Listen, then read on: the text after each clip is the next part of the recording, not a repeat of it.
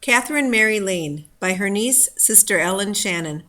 Katherine, better known as Katie, was the second child born to John and Ellen Lane in Eagle on December 11, 1878.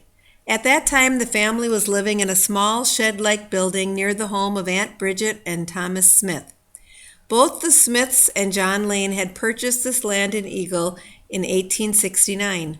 Katie said that one of her earliest recollections was when the Smith family moved back to Boston around 1880 after finding farming difficult.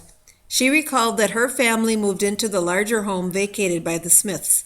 Shortly after that, the shed-like home was sold to Joseph Falter, a neighbor. He moved it to his place to become a broom shop.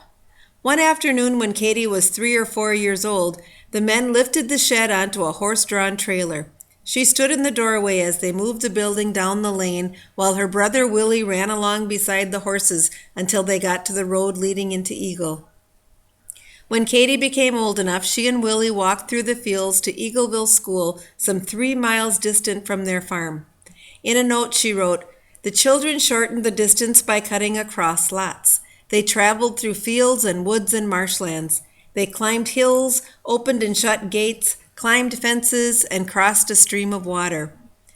After graduating from 8th grade, Katie left the farm for East Troy, receiving room and board while attending East Troy High School for 4 years.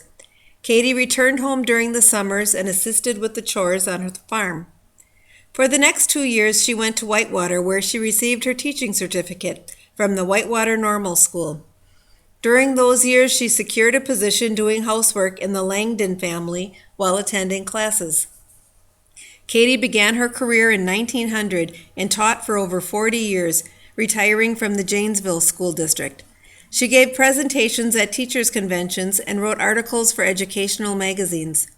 She loved poetry and had several of her poems published in magazines.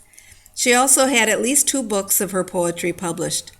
She was involved in the activities at St. Teresa Catholic Church, had a fabulous memory, and enjoyed playing the piano. It was noted that she had dark red hair and that she wrote fiery letters to newspapers when she got fired up.